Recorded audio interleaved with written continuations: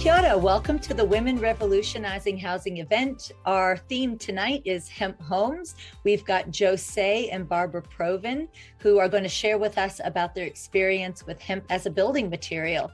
I thought I'll share with you about the Common Ground, the social enterprise that I established.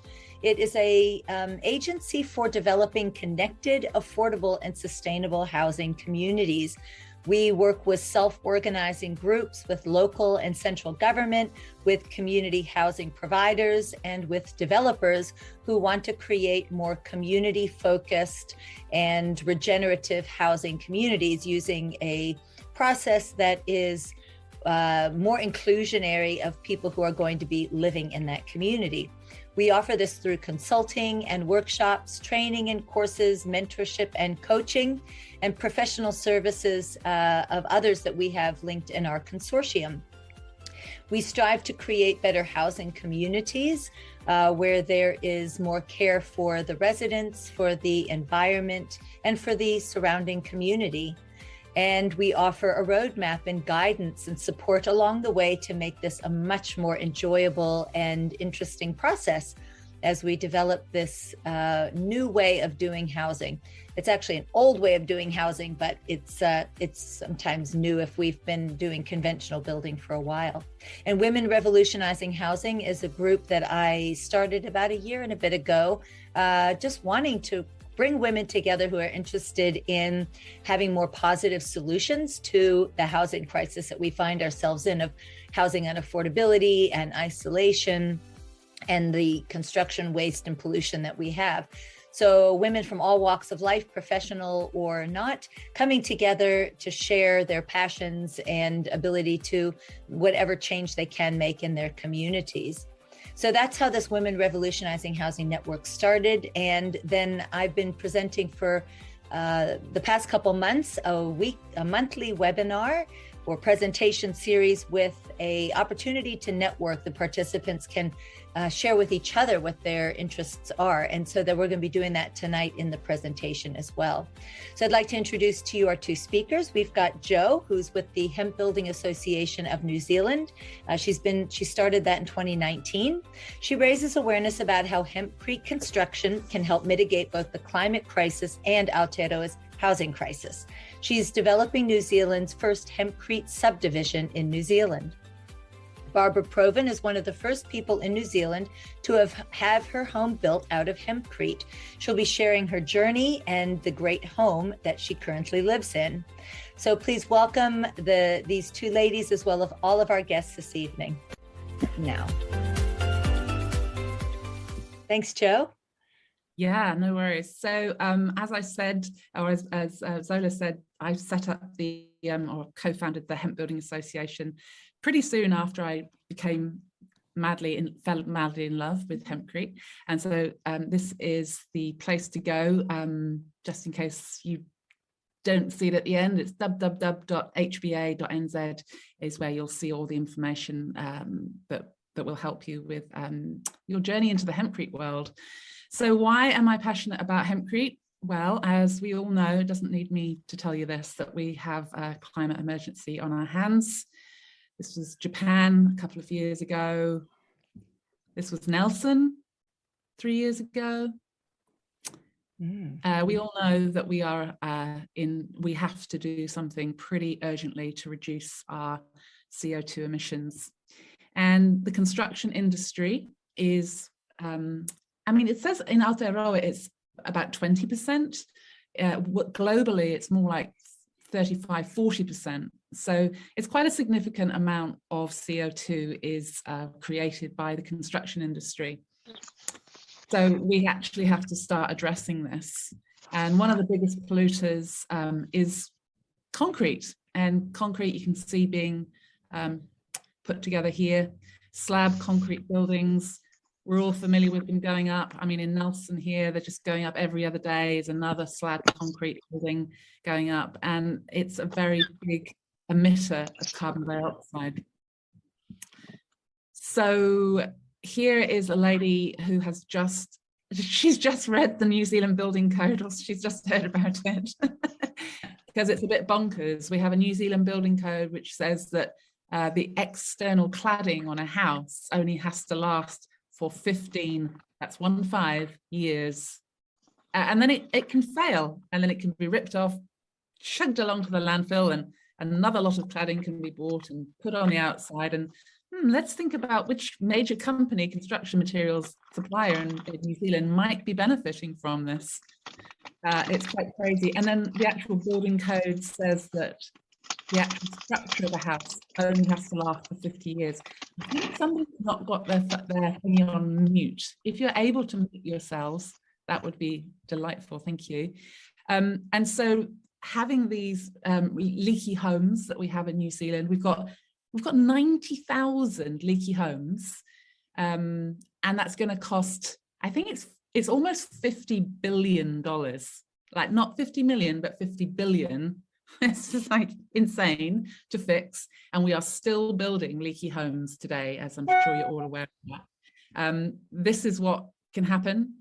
This is what does happen when the frame of a house starts to take in water. It seeps right through into the actual interior, and whole major sections of the timber frame of a leaky house will just start to rot away.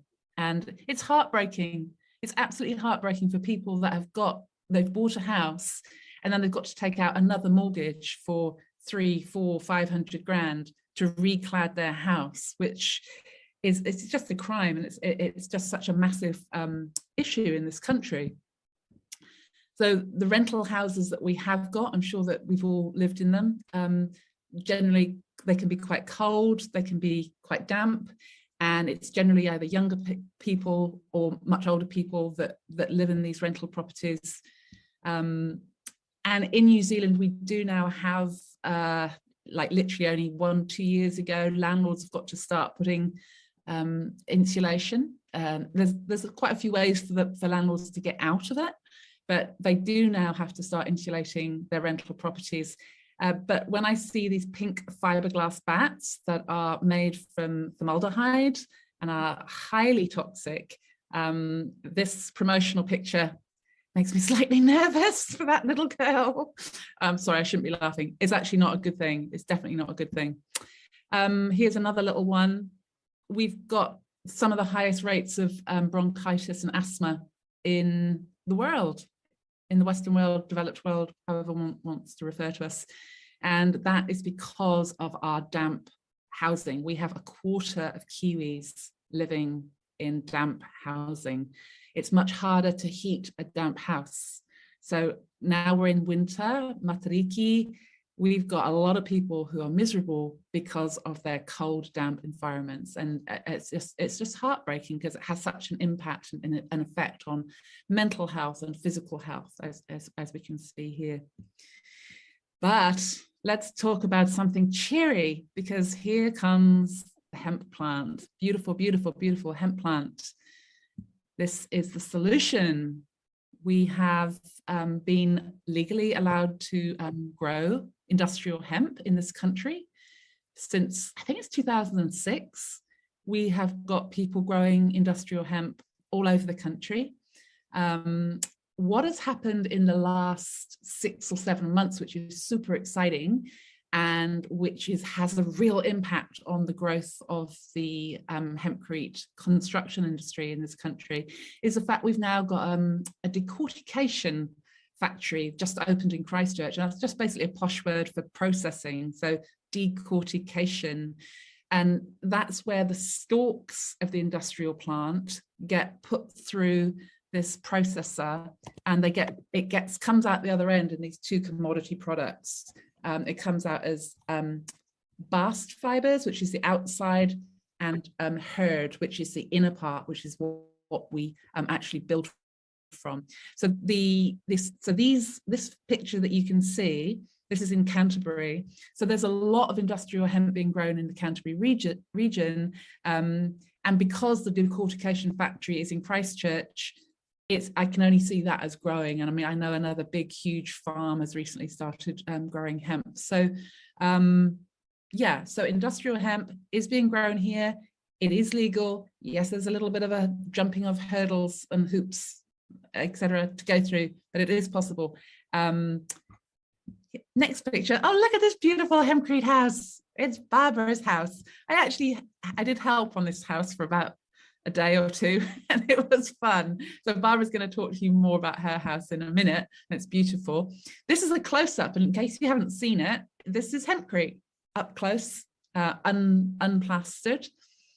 And so Hempcrete consists of the hemp herd, which is what I just told you about, and you'll see a slide of that in a minute, but it gets mixed on site at the building site with a lime binder in a horizontal pan, and it then gets placed by hand into temporary shuttering.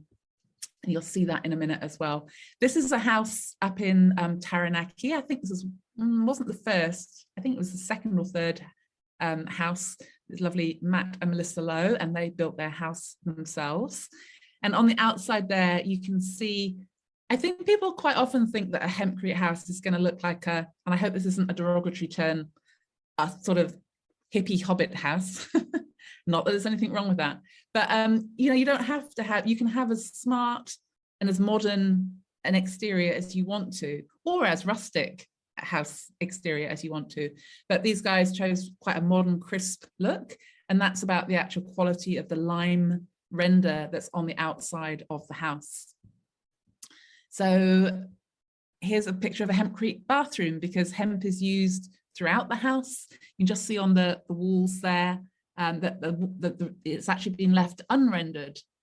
And we'll see a picture in a minute as well where you can see the contrast, but you can actually have it unrendered, unplastered, even in a bathroom. You might be putting a water silica, a coat of or two of water glass, it's called, on the actual surface, just to sort of seal it, but that will be breathable. And here's a beautiful bedroom that's not been rendered. And here, this house is the second house in Wanaka, Keith Stubbs' house. And as you can see, this has been rendered. So you wouldn't look at this and think, oh, wow, that's been made from that Hempcrete stuff.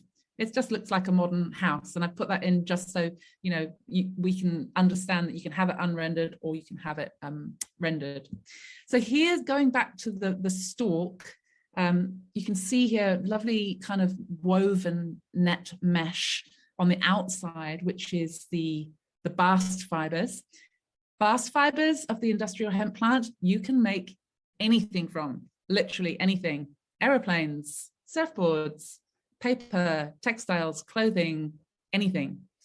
The inner section that you can see there kind of almost looks like a deconstructed long cigarette, doesn't it? But that inner part is the hurd, H-U-R-D. Sometimes it's called shiv, S-H-I-V, but generally we refer to it as hurd, which is H-U-R-D. So that's what is going through the machine, the decorticator, and it comes out the herds looking like this. Hopefully you can't see that watermark of the stock photography company that I lifted that from. So that's herd, that's what gets delivered to our building site. Here is a Hempcrete house that's awaiting its rendering on the outside. Now, this is about 150 square meters of house, and that would require, just so you kind of get a ballpark figure, probably about 3 acres of hemp. So so you get a ballpark figure that if you've got 3 acres of land, you could grow your hemp in 4 months, get it decorticated, and then build your house from that herd. And I think this is one of the really exciting things that I love talking to people about, is this idea that whether it's iwi or Pakeha land, basically, if we've got access to land and we're in need of housing, Hempcrete is a perfect model, because the hemp can literally be grown on the land and it can then be used to build or to retrofit a house. So there's lots of exciting things in terms of rural regenerative models that are actually really viable for our country. Here you can see the shuttering system. So I'm just going to get a little bit into the nitty gritty of how to build a hempcrete house.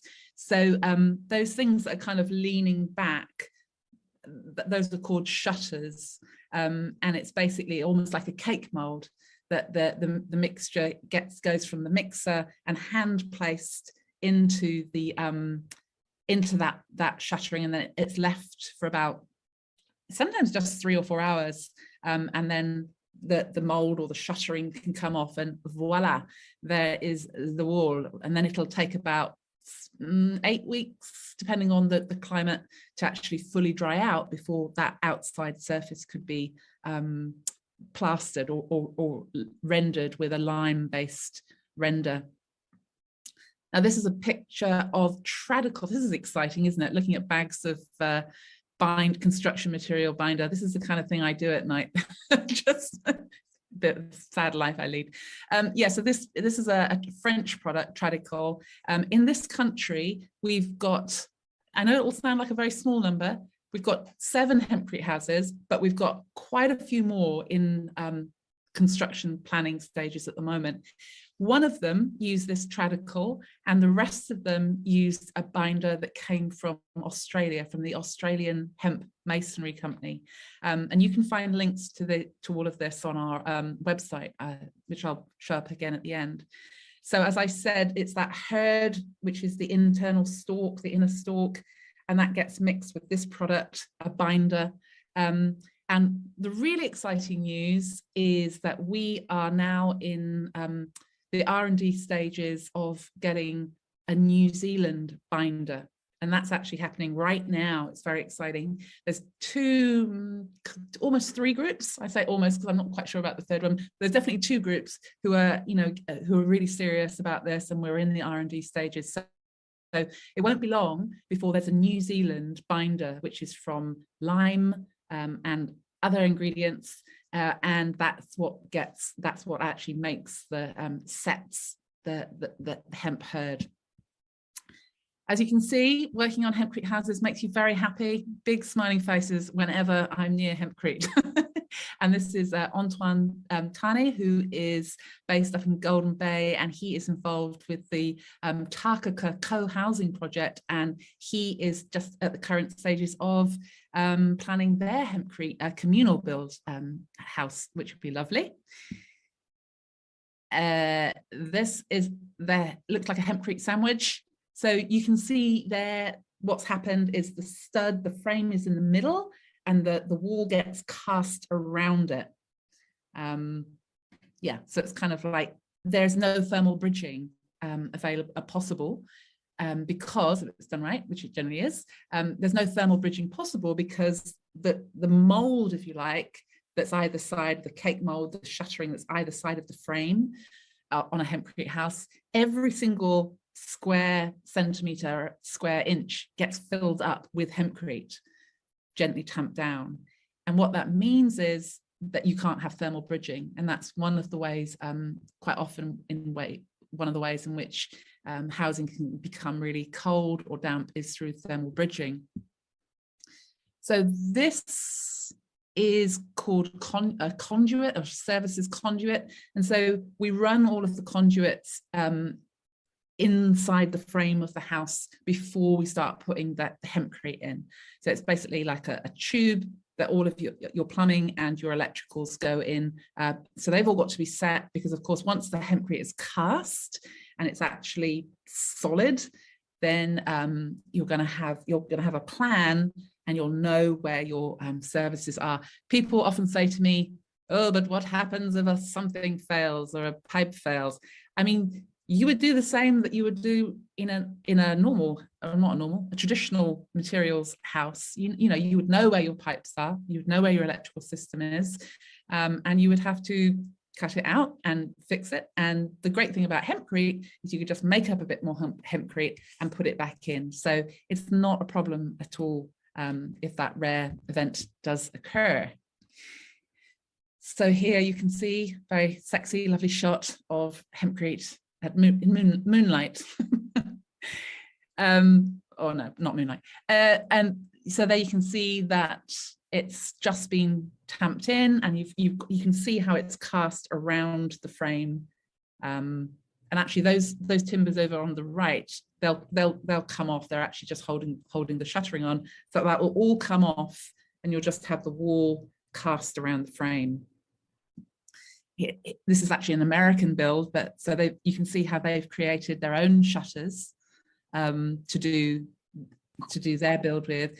And that's true for most builds. You can make your own shuttering from ply, or you can buy a proprietary formwork. So this lovely house, I was very, very excited. I got to actually go and visit this a few weeks ago. Mr. Toby Ricketts up in Monganui in the far north, almost at the very, very top. And Toby is actually, get this, he is a really famous voiceover artist. And we actually have that in common because I used to be not famous, but I used to be a voiceover artist as well. So we've both got that in common. He built this house himself, God bless him.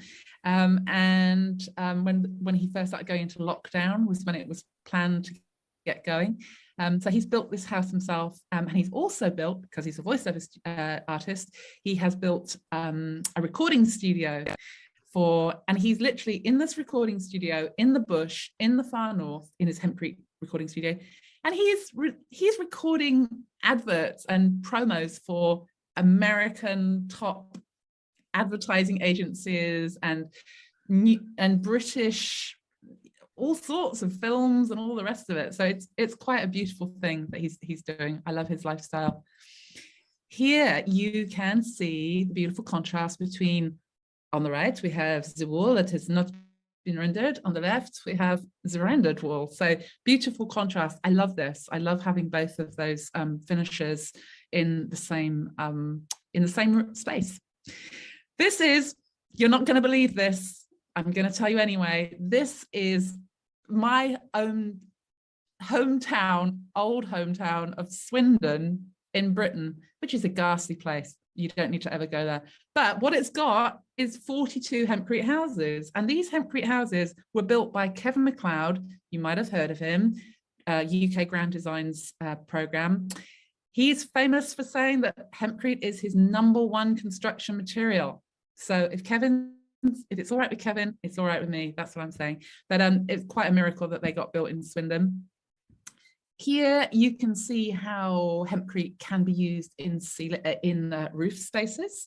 So Hempcrete is not just for walls. Hempcrete is also for ceilings and for floors and the floorboards. And here is a close-up of a window. You can see how there's no thermal bridging there, right? That's what I was saying earlier. It's beautiful. And you can make beautiful, very gorgeous, non-linear shapes because you just make the shuttering the shape that you want it to be. And voila, le curved wall. There you go. I love that. Isn't that nice? I think Barbara, this might be your house, but you can put different colored oxides in the mixes to add some very groovy, slightly psychedelic appearances. You don't have to do that, but it's fun if you decide to do that. And this is Matt Lowe up in Taranaki. And as you can see, even dogs are happy when they're living in a Hempcrete house. That's how powerful this material is. Spraying is a way to speed up the process. People are always talking to me about Hempcrete panels, Hempcrete blocks. How can we speed it up? Because it is labor intensive. My answer to that is there's a brilliant opportunity in this country for a Hempcrete installation contractor or contracting companies. And however they do it, either by hand or spraying, if that's your job on a subdivision to go through and install Hempcrete, then that's what you're going to get very good at. That's what you're being paid for. And that's actually how most subdivisions are done in this country. In this country, that you'll have you'll have a licensed building firm will put up the frame, 3604, which is what Hempcrete uses, 3604 standard. And then you'll have different crews coming through to do their different stages, a bit like a conveyor belt. And so why not have a Hempcrete installation contractor? That's what I'm envisioning. It's a great business opportunity for anybody that you might know of. These are not Weetabix. You would not put milk on these. They are actually Hempcrete blocks. You knew that, didn't you, already?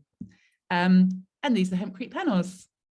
Very excitingly, these panels, I think, pretty sure, they made this Marks and Spencer's. If you're from Britain, you will know dear old Marks and Sparks. Yes, even Marks and Sparks are building with Hempcrete. This is a British distribution center. And I wanted to tell you that basically an average house locks up. And when I say average, I'm thinking like 150 square meters, locks up around 5 tons of carbon. And a traditional building the same size emits 50 tons. So whilst we're here, this is what I really need to talk about is, you know, why build with Hempcrete? Apart from the fact it's just amazing, but why? Number one, it is one of the only carbon negative construction materials that we have in this country. I started off with the climate crisis. I'm now cleverly linking it back in to say that the way that we cure that or help to mitigate the climate crisis in terms of what's being put out by the construction industry anyway, is we have to start using either carbon zero or ideally carbon negative construction materials. There is only one, maybe straw bale. I'm going to say I can't really comment on that. But what I can tell you is that Hempcrete is a carbon negative building material, which means that every Hempcrete house is literally a carbon sink. So as I just said, an average house will lock up, made from Hempcrete, will sequester, lock up around 5 tons of carbon, as opposed to a house made from traditional building materials that would emit or give off 50 tons. So locking away 5 tons or giving out 50 tons. It's massive, right? You can see how if we were building every house in this country, which is what my vision is, if we were building every single new house in this country from Hempcrete, and each Hempcrete house is locking away 5 tons of carbon, that would be locking away a huge amount of carbon in a very short amount of time, which is why I'm passionate about it. It has a high R value. So it's a 300 mil thick wall will give you an R value of about 4.25. And although they've just made changes to the building code, that would still exceed what the building code is requiring. It's also got really good thermal mass performance. And what that means is that you've got a combination of an R value and thermal mass together dynamically, basically giving you a passive house performance. So people get very excited, or some people are getting excited about passive house. And as I heard Alex Sparrow from the UK say on a podcast recently, do you want that passive house certificate, or are you more interested in just having a passive house performance? Because if you build your house from Hempcrete, you are going to have a passive house performance.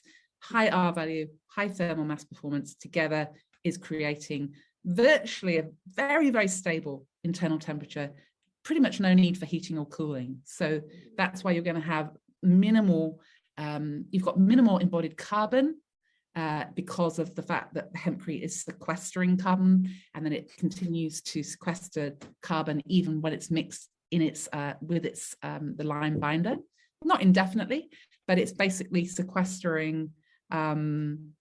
Let me see, this 1 cubic meter of Hempcrete, I've written this down, sequesters 100 kilograms of carbon. So it's locking that carbon away. Really important, we talked about, I talked about the dampness of a quarter of our houses in this country. Hempcrete is a very rare capacity for natural hygroscopic regulation. And what that means is a Hempcrete house, we might put a breathable render on the inside, sure, but because it's got that vapor permeability, what it means is when the humidity level rises in the house, the moisture can be absorbed into the walls, and then it gets released when the humidity level drops. So what that means is we've literally got a breathing house.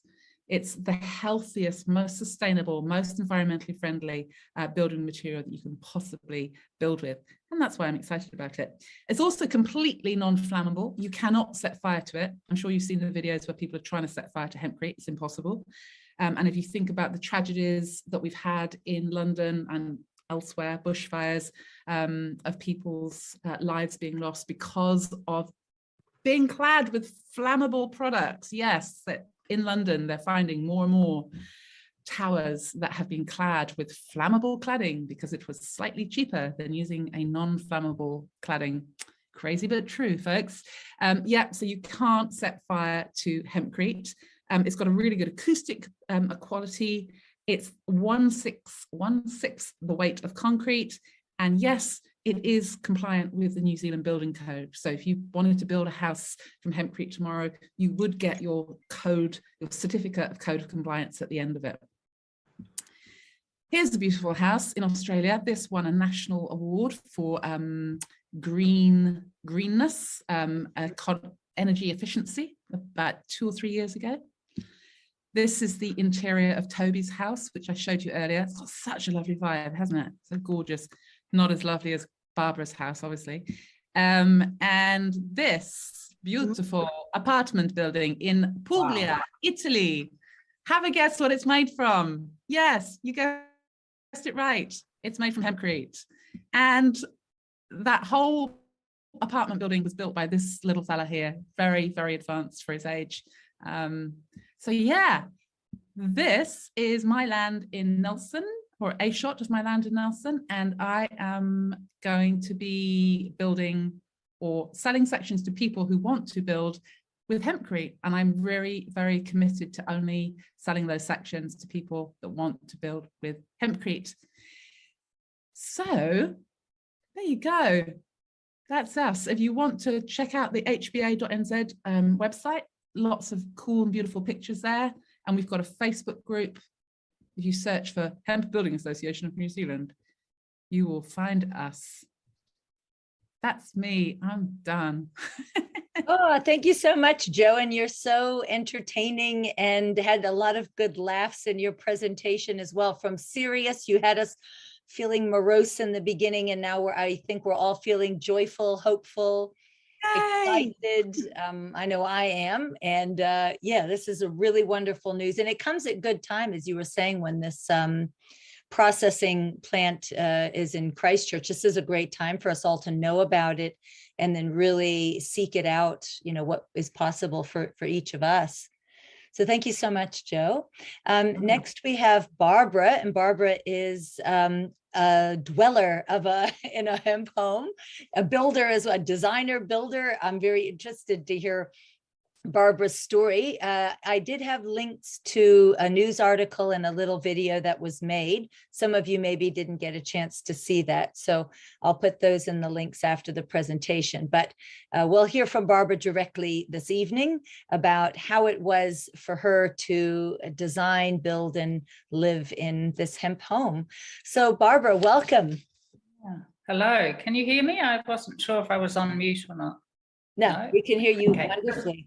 I was wondering, Barbara, what inspired you first? Like, what was it? When was the first time you realized that you wanted to build out of hemp? Well, it really became obvious when I found my builders. Actually, I always wanted to build a breathable home, and I had looked at straw bale and rammed earth, and then I met my boys, the Urquhart Construction, who had been to Australia and had been to the workshop and were very passionate about hempcrete and wanting to get started here. And so, of course, then I had to research all of that because I'd never built a home before myself, and talked it through with them and decided, let's do it. So they were excellent because I needed to have someone who would, an architect to get it through the council and an engineer that would work with it. So I actually let them choose my architect and the engineers. And the builders worked with me, so I didn't have too many battles. They were just brilliant, and it was a very enjoyable experience. I knew exactly what I wanted in the home, because I wanted to build a bed and breakfast within my home. So it's just a 3-bedroom home, 120 square meters on the inside and 130 externally. So you lose that space with your lovely thick walls. And so it was about a 12-month process from the start to moving in. The build was an 8-month process. Should have been 6 months, but with the weather, we was late starting. So because I hadn't got title for the section, and so we lost 2 months because of the weather, because you need the right temperature to be putting the hempcrete, mixing the hempcrete, and for it to dry. Yeah. And had you been in any hempcrete buildings before that, or did you just either see photos, videos, or other stories that helped to convince you that it was the best material for you? Yes, we need to get more information out there to people, because I didn't find it too difficult. There's plenty, when you Google it, you can find it's a very old way of building. Goes back centuries.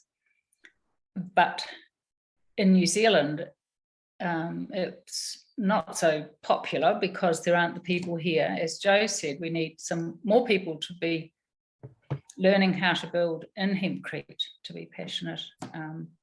So my hemp shreeve and binder had to come from Australia, sadly, but that was the only way we could get it started here. So we did that. And of course, now we have Canterbury growing and shredding the hemp, and it's happening. So exciting. So have you found yourself to be a bit of an advocate, a voice for hemp as a building material? Yes, my bed and breakfast is called Hemp on the Heights because I'm in the Heights. And so a lot of people do come to experience staying in a hempcrete home. And I'm not really a promotion person. So of course I love talking about hempcrete and inviting people to my home. My builders send people to me, and they have a look around and get the feel of the house and talk to me. And so it's nice to be a part of it. Yeah, I watched the video, and the man said that it was about 20%, maybe 10% to 20% more in cost than if they had built using maybe the pink bats or something. Do you know why, if hemp is a fairly affordable plant to grow, I know it doesn't use a lot of water and can grow fairly big fairly quickly, what would have added to that cost, do you think? Well, I've got a handmade home. So it's maybe in the labor. So it's less of a materials cost than it is actually to put up a pink bat takes a certain amount of time, but to tamp the hemp into those forms maybe takes a little bit longer. I guess I didn't do that ratio. We just worked out a price, really. But I have recessed pelmets in the walls, and I have a beautiful plaster on the inside and the outside of the home, and there was just so much care taken when you build a home in that way, and you can feel it in the house. It's a lovely feeling in here. Oh, that's fantastic. Are you zooming in from, you're in your hemp home at the moment? Yes, I'm here. Yeah. The acoustics are amazing. They're better if you don't put the plaster on the inside. The acoustics were much more acute, or noticeable. It was really noticeable when you walked in here that the sound was deadened, you know, it was quite different. And then they plastered it and it did change a little bit. So yep, the sound room I think isn't plastered, is it, Joe? Is it Toby's sound studio? Yeah, he hasn't plastered it. He hasn't plastered it. Yeah, I've heard that before, that before the render it's such a soft deadened sound. And I haven't any carpet in the house, so I chose not to. I've got a timber floor, but it is on a concrete slab. I would have loved to have had a hempcrete slab, but I think it was because it was the first in the South Island, was just to get it through council. We sort of had to do what we could, and also I was on a budget, so I was trying to do it as well as I could to get the effect without costing too much, I guess. But I'm very happy with everything I have in here. I chose to have all my plumbing on the external walls, and that just because I'm in Central Otago with frosts and pipes and things like that. And my builders said the second home, they had the pipes on the external walls, and it was more fiddly, and you know, took more time to do it that way. So I just chose to have all the plumbing on the internal walls, and just some wiring on the external. Yep. I would love to build a home with the internal walls in Hempcrete. My home is just the perimeter of the house in Hempcrete.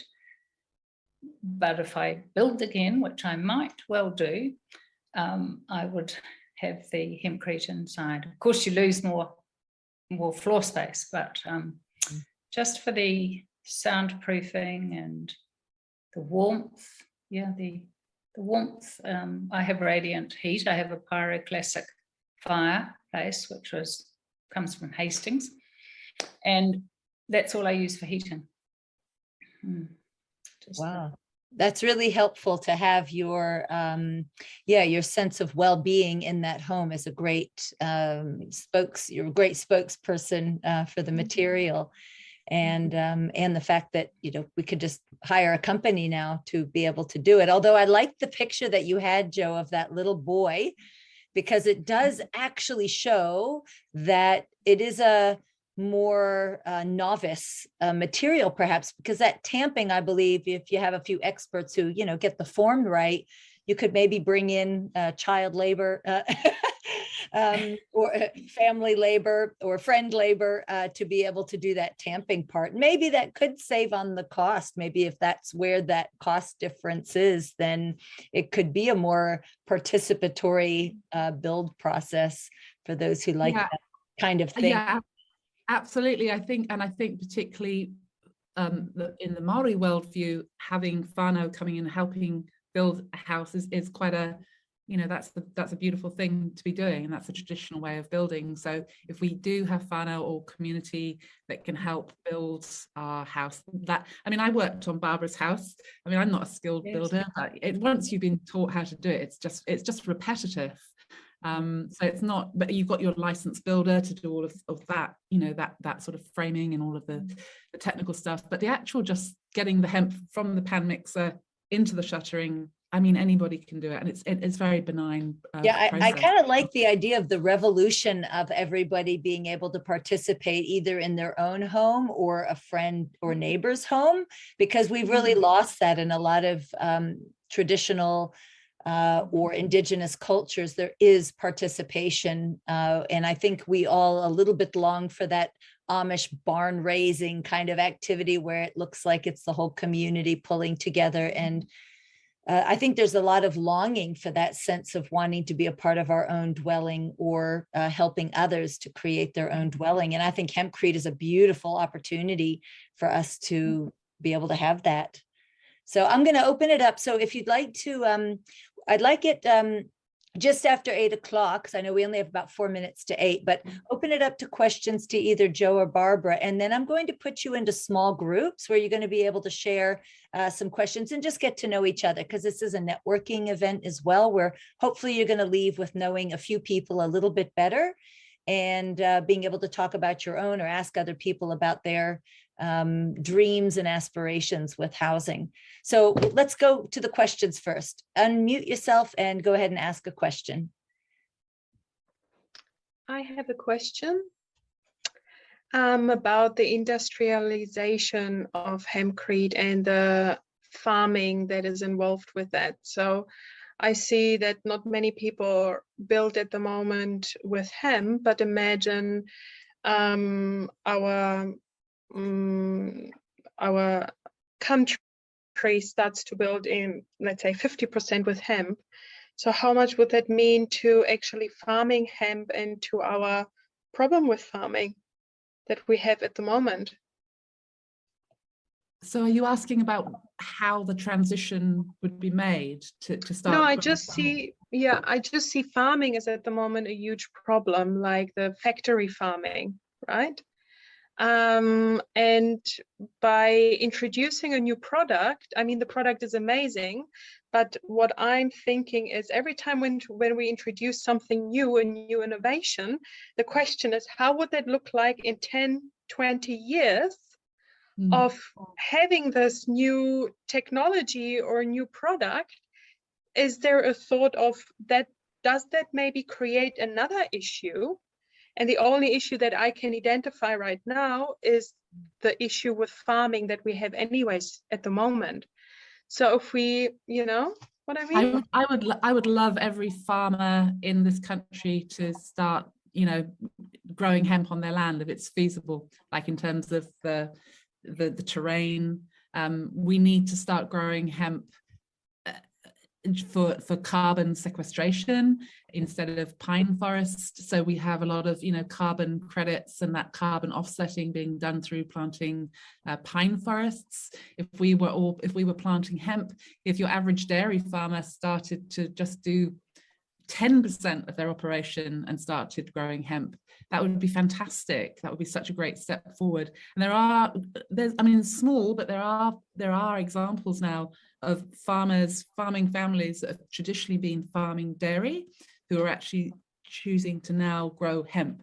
Some like 100%, but there are other farmers who are choosing, particularly now the decortication factory is up and running in Christchurch, so they can grow hemp and use the seed, and they can decorticate the stalk as well. So it's far more attractive now, whereas before the decortication plant, it was quite a limited revenue that could be given through the harvesting of the seed. But I think now that the demand, now we've got there's a whole ecology, and the decortication factory was a big part of that. But we've now got to drive up the PR and the awareness of why we should be building with hemp, which is why I'm doing the work that I do voluntarily to promote it. And I think once people become aware of it, then the demand is there, and then they will be going to farmers and saying, why aren't you growing hemp? We've got hundreds of people growing hemp in this country already. Maybe Nigel can explain. He had a comment of diversification of farming is required. What does that mean? I think what I just said about like if you're just exclusively doing dairy, if you then start to bring in other things, I presume that's what diversification means right there, that it can then it can help. Is that what you meant, Nigel? Exactly. Thank you, Jo. Yeah, and there was another question about any idea of the number of hectares of hemp that's grown in Aotearoa? Oh, I had all these numbers at hand, and you didn't ask me the numbers that I had at hand. I don't know. You'd have to communicate. You'd have to contact the NZHIA, which is, if you haven't come across that yet, nzhia.com. I'm just putting those in the chat. The New Zealand Hemp Industries Association, they're the sort of umbrella association that's kind of overseeing and helping to evolve our industries in this country. And as I put up earlier, the hba.nz is specifically for housing and construction, but those guys, NZHIA, they would know that. Yeah, it's a great website. There's so much on it, and I'm hoping, to promote that website as well, because people can see then all the different ways that hemp can be used, and the professionalism that's, we're taking on in this country for that. Any other, were your hemp materials and lime imported, Barbara? Your hemp materials? Yes, they had to be imported because we Even didn't the have hemp the itself? facility. Yes, the hemp shreeve had to come in from Australia. But do you think now, if it was to be done now, could it be bought locally? Yes, the third house in Wanaka has been built, and it has been it's made out of New Zealand hemp, which is fantastic. Yay. Finally. I know Jo, because I was joking with her about the piece of land that she showed is just here in central Nelson. And I was saying, oh, why don't you get a hemp, field growing first, and then you harvest all of that and then turn it into the houses. I was like, such a great idea, right? And she's like, no, there's so many regulations around building with hemp still. Unfortunately, it has a terrible stigma, which we need to also get throw away, because it's a shame that where people would like to build with hemp, they actually, if it's anywhere around other people, there's a regulation, I believe, of a certain amount of space or invisibility there has to be for this crop. Yes, we must not allow children to see a plant growing. It could irreparably damage them just even by looking at a photograph of it growing. It's very, very dangerous. Obviously complete nonsense, but there you go. It is what it is. Mr. Nigel, do you want to ask a question? Your hand is up. Yeah, sir. I've got plenty of questions, but there's more women than men in this group. They should ask the questions first. It's about revolutionizing, isn't it? We say gentlemen first in this forum. Yeah. Go ahead, Nigel. Go you. Oh, I think you're on mute. Yeah, you're on mute. Sorry. Jo, you mentioned you made a reference to passive house in some way in relationship to what you're expecting out of hemp buildings. So my question really is to Barbara, was your house measured in the way Passive House institutes its assessment processes in any way? And do you know the results of that assessment, if there was any? For example, what its energy use might be expected to be in the design stage? No. We were given what was I given? They put moisture meters in, and there was a possibility of it being connected to somewhere in Christchurch. I can't remember now. University, I think. Ara, maybe. Yeah. But it was a little bit late in the building stage to do that. I haven't had any tests, or there's been no performance tests. No. And I should declare my interest in that. I too visited your house several times in construction phase, and I live nearby, and know the Urquharts reasonably well. And my question to them was, and the designer for that matter, why did you not have any air tightness membrane in the ceiling?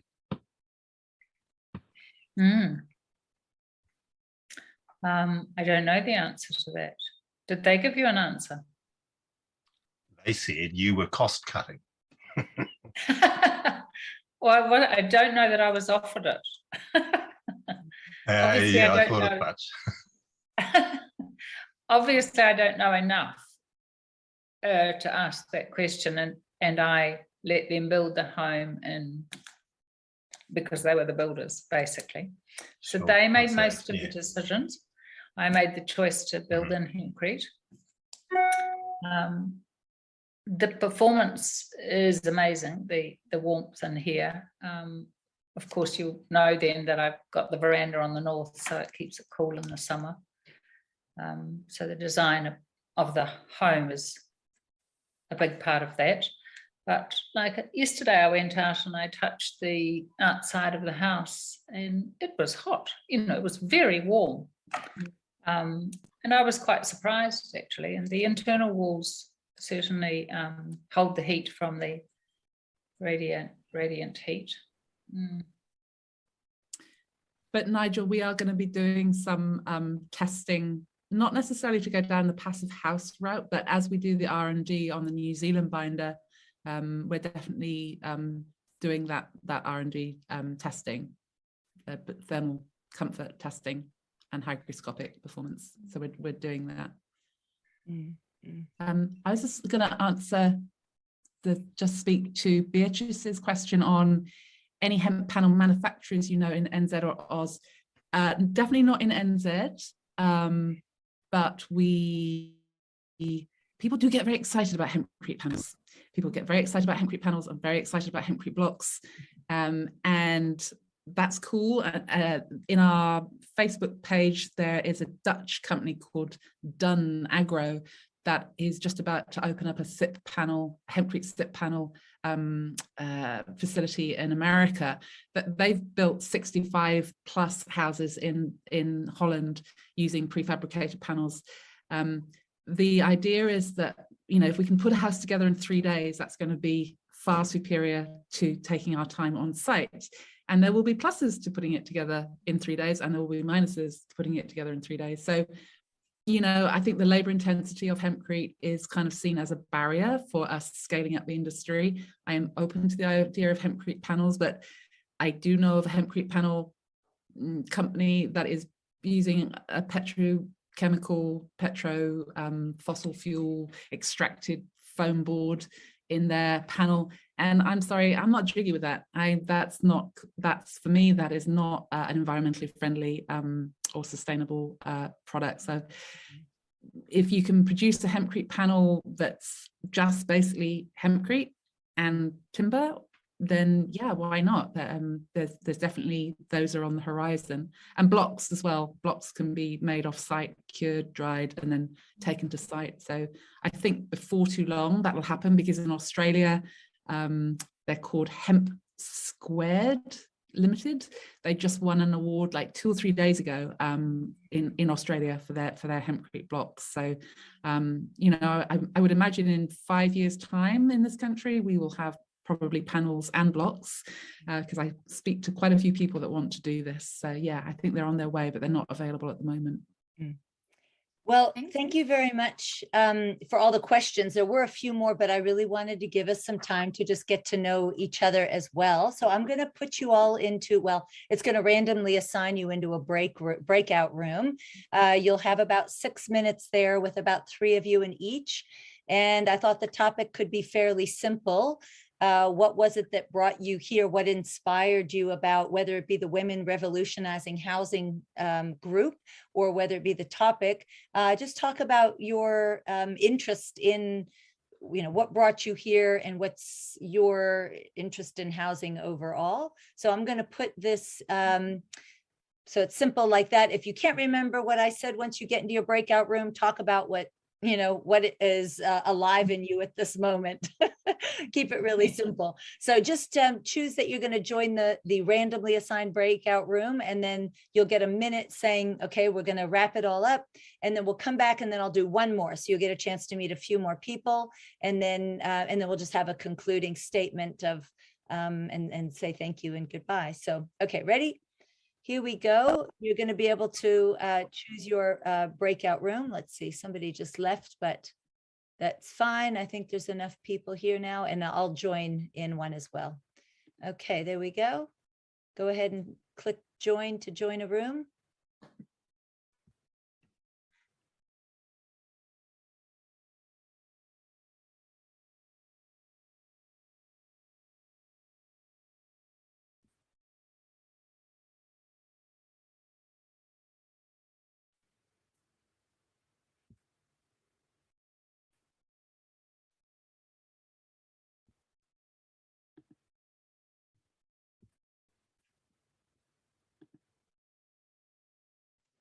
Here we go. Zola has joined us. Zola did. I decided, yes, I'll join in a room too, so I don't have to sit by myself in the. Yeah, and wait. Good on you. Yeah, so tell me what brings you here? What inspires you about the topic or the network? Well, I just asked Nigel to go first. Ben go first, apparently. Look, I'm a sustainability consultant. I've been involved a lot with Hemp Builders Association and straw bale construction, and obviously the IRCIT's growing promotion of hemp building in the area. Most of my building career, I've been involved in natural building of various sorts, and good to see it's growing in this particular area as well. And in my days as a builder, employed quite a few women, which is always a pleasant experience in building companies. And the scale of work that hemp involves, it can be, as pointed out, can be done by anyone. And I figure that this is a really good way to engage with more people and more women in the industry in a way that produces better houses, which is what it's all about as far as I'm concerned. Mm-hmm. Wow, that's great. Thanks, Nigel. Okay. And yeah, Leanne. Okay, so I've sort of come from two positions. Initially, the personal side is that my husband and I had to sell our home a couple of years ago due to debt from his business. So that put me into a housing stress situation, and we're renting. And at that time, I then was in the older women's network over here, and then they were invited by another group to come to a forum about housing for older women, because it became obvious that it's a huge crisis. Well, in Australia, there's over 400,000 older women in housing stress. So we thought, well, something's got to be done, and we're the ones that need it. So we've formed this Housing Older Women movement, and it's just grown and grown. And so I'm looking for personally, I've always had an interest in sustainability, and I've seen different hemp presentations, and friends have seen different things. And I thought, if we could get our own place again one day, that would be amazing. So if we're able to do a lot of it ourselves, my husband's a plumber. So, and you've got friends that are tradies, and that, how great would that be to get in our own sustainable home? And then with the movement, we've got not-for-profit builders. Some of the ladies are doing not-for-profit. We just need the land to get these villages started that we want. So then, to me, hemp, it just seems the natural way to go, rather than all the traditional, non-environmentally friendly things. If you're going to do it properly. So I wanted to hear Zola, I think you must have sent an email to Maggie, who's one of our members, and Maggie passed it on to us. And I thought Maggie might be here, but I said, I've got the information and you're recording, so that would be good. Yeah, so yeah, I'm so nice to have you from Australia, and the link with the older women's and the housing stress, and how do you see this as being part of the solution for all of those things, and also women participating in it? And that's really exciting. And for me, for all the reasons Joe said, I definitely come from an environmental angle as well, that I really care about how we are treating our environment, and building has a lot to do with it. And I really believe that the abundance of nature, the plant is amazing, growing to maturity in 4 months. And even before I really thought about it as much as a building material, when I was thinking about the fact that we need to have our dairy, or in my opinion, I'd get rid of all the dairy in this country, because it's really polluting the waterways and the soil, and it's, for me, exploiting the animals as well. And I thought, if we're going to transition, obviously I'm a permaculture person, so diversity of crop, it wouldn't just be, okay, we replace everything with kilometers of hemp either, but it would definitely be one of the big role players in that transition. And then, of course, then what do you do with it? It's so many different things, and, could replace the milk. That's the really cool thing. It's like, as one replaces the dairy, it then provides so much more. Rather than producing a milk product that's shipped overseas to China, we end up with our own our own milks from hemp, our own building material, our own clothing, and so much more. So I just thought, yeah, I really want to help to promote it as well. And I am also big into like telling people where their money is invested. I'm like, I ask people the question, do you know where your KiwiSaver funds are going? Do you know the companies? And so it got me thinking about even the opportunity for people to think about where their KiwiSaver, you know, and to actually advocate that our KiwiSaver include hemp in their diversification, you know, because at the moment milk makes up most of the funds here in New Zealand. So if we're going to transition, we actually even need to go back a bit further to say, well, how does this hemp industry get funding? Through our KiwiSaver, which is our government sort of superannuation scheme that everyone's encouraged to be a part of. And that is such a great way if we're looking at funding, you know, rather than just waiting for individuals to say, yeah, it's a good idea, all the KiwiSavers can put it in. So yeah, there's so many different angles that I think. And I do believe that the revolutionizing housing is that we need to just, you know, speak up and all become spokespersons, that when we come to a presentation like tonight and we hear about it, then we can start talking with our, you know, next conversation we have. Did you realize, did you know? Oh, it's so cool. I saw these images. Yeah, and that's how we revolutionize. It's not, you know, I think marching in the streets is not going to be as effective as these kitchen table conversations we're going to have about the topic. And then, yeah, if we can participate ourselves in the building, that would be wonderful. So I'm going to call this group, I'm going to leave, I don't know if I need to leave the room. Let me see breakout rooms. I'm going to broadcast. I think if I close all rooms, it gives us 1 minute each to wrap up, and then, yeah, close all rooms. Everybody gets 60 seconds, and then we'll do one more room so everybody can meet another set of folks. So anything else that you would like to add to our conversation before we end?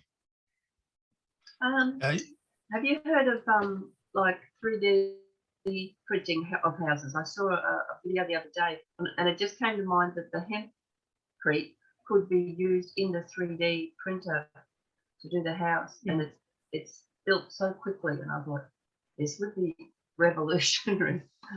Yeah. Just another thing, though. Leanne, can I recommend you also have a wee look at the co-housing movement? A great way of hooking up with other people with, you know, like-minded interests. Yeah, a lot of the ladies in the Housing Older Women movement have been in co-housing. So, oh yeah. Okay, folks. Well, I'm going to send you off to one more group so you get a chance to meet another 3 or 4 people. So please stay with us. And so let me see, open all rooms. I'm going to recreate us all into some breakout rooms. Let me see, did we lose anybody? We've got 1, 2, 3, 4, 5. Yep, I'll do 5 rooms.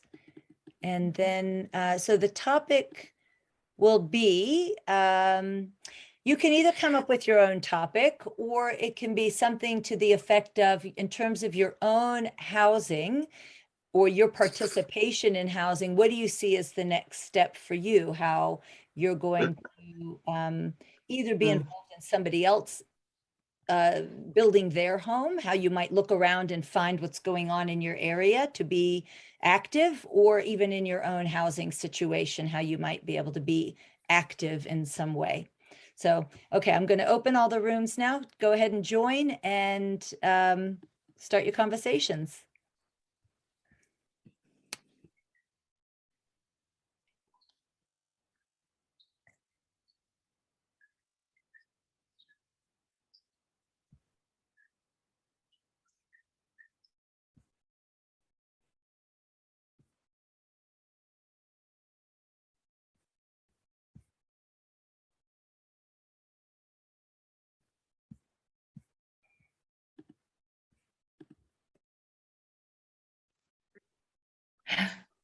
Hi, Zola. Zola. Ooh, nice to be with you both. Yeah. Yeah. Beatrice, where are you zooming in from? So I'm in Sydney, Australia. Normally we're actually in the country. We live in the country now. I'm actually in my architect's house. He's in Europe, so we can stay here for a month. Oh, nice. Okay, high tech now. So Yeah, how did you exactly. find out about this event and what brought you here? Well, I went onto Facebook. We are actually looking at hemp panels. We have got a little grant from the city of Sydney to do a feasibility study on hemp panels and a feasibility for building materials. And the reason was because our architect, when we bought a little block of land, and our architect is interested in creating a prefabricated home.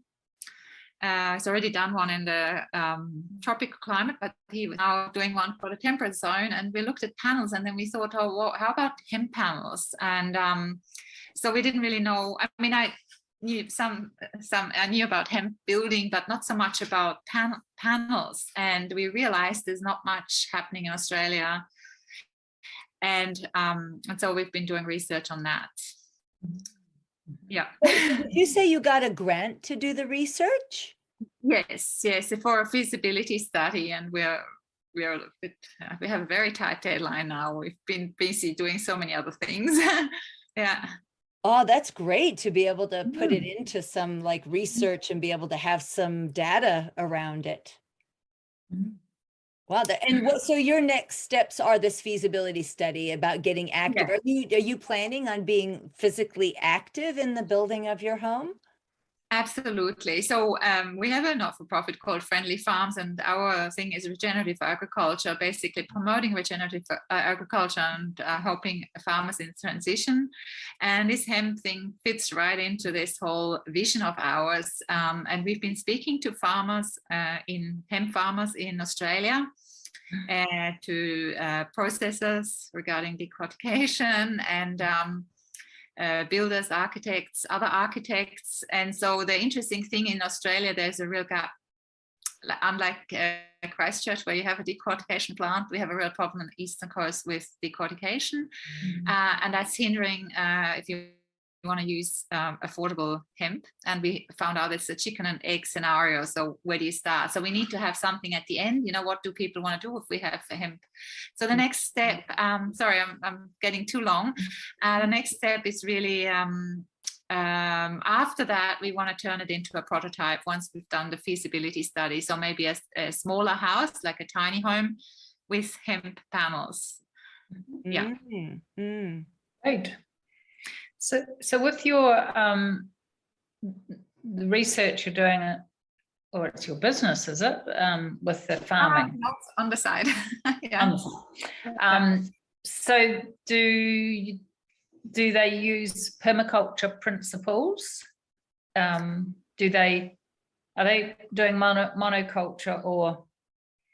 Oh, okay. We're talking about the hemp farmers that we're talking about? Yes. So this one particular hemp farmer we've spoken to for quite some time, he comes from Western Australia, and he comes from monoculture cropping. That's how he grew up. But we are living actually on Peter Andrews' farm. I don't know whether you know him, but he's more than regenerative farming. It's not.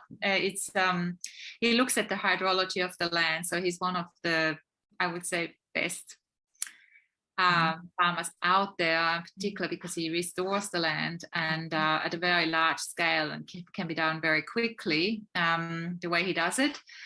So yeah, but we would like to combine what he does, which is basically restoring the land, and then you can put the agricultural systems on top.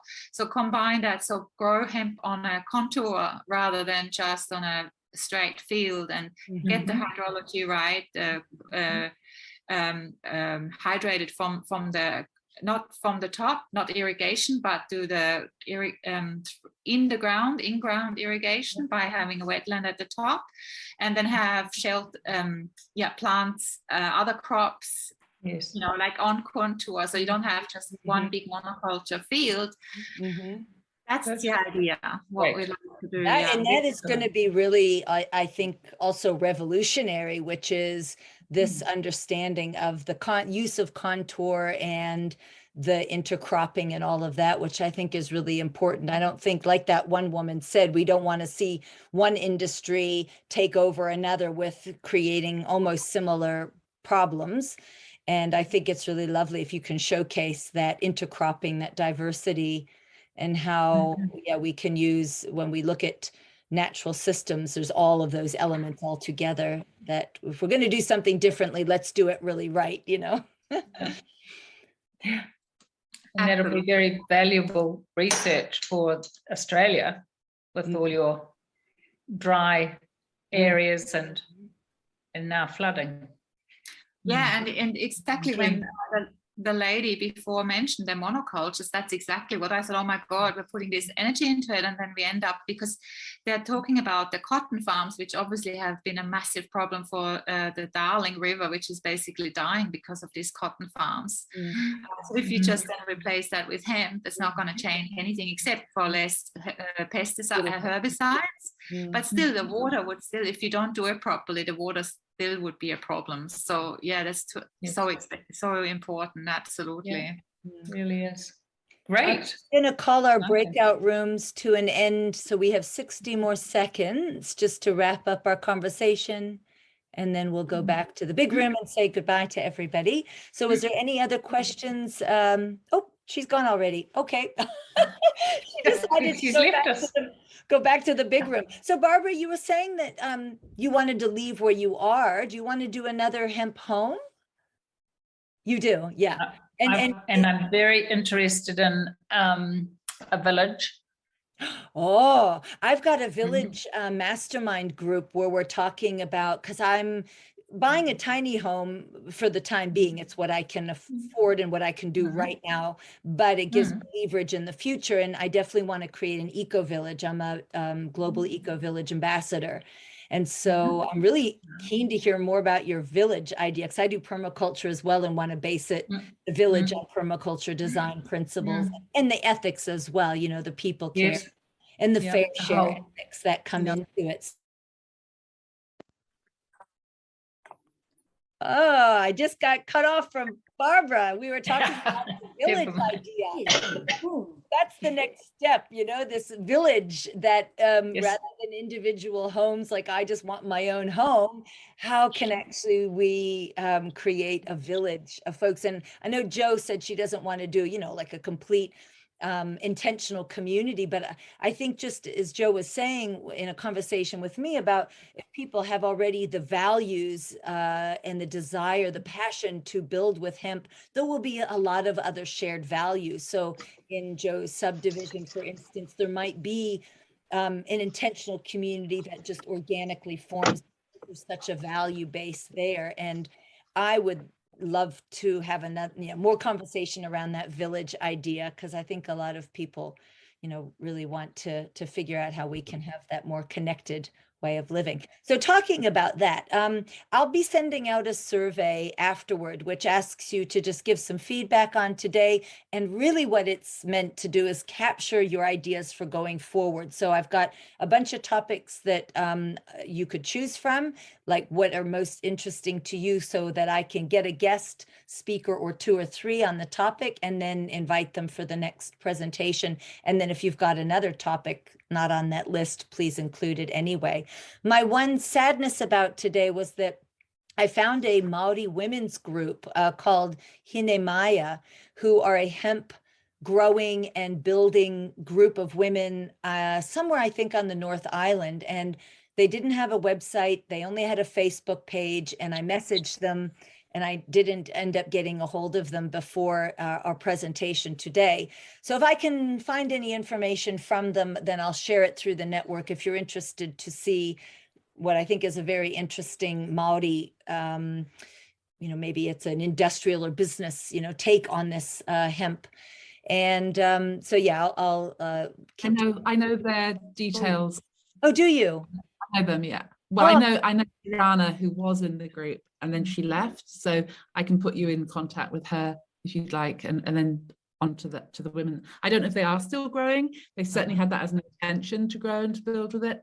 But Terana is definitely pushing with that with her iwi tuhoi, and they're aiming to get a decortication area machine set up, plant set up for that area up there near Whakatane. Wow, that's fantastic. Well, that's great. Yeah, I'd love to still carry on finding people who are doing it. And so if you are already on this list, which you are, I'll add you into the database to be able to be alerted of the next event next month. But please do give me your input into what you would like, because I want to offer what people are interested in and to keep having these opportunities to network with each other. So any last words from anyone before I call us to a close this evening? Just another great call. Thank you, Zola, very much. Well, thank you all. Thanks for your work. Oh, I'm on mute. No, you were fine. We could hear you. Now you're on mute. Hold on. You put your Pamela, you put yourself on mute. You were fine. Unmute. Is that right? You can hear me now? Yeah. I wanted to thank you, Zola, for all of your work. I've followed you for many, many years, and I'll be in touch shortly about a project that's happening down here that we could use your wisdom. Yeah. Oh, thank you so much. Thank you. Thank you, Pamela. Well, thank you all for showing up very much. I appreciate all the wisdom that you brought today and that you will take back with you to your communities and your homes. So wishing you all well, and keep your eye open for that retreat as well, because I'd love to see you in person and be able to spend some time getting to know you in real life. So lovely all. Have a great evening. Thanks, Zola. Yeah. Bye.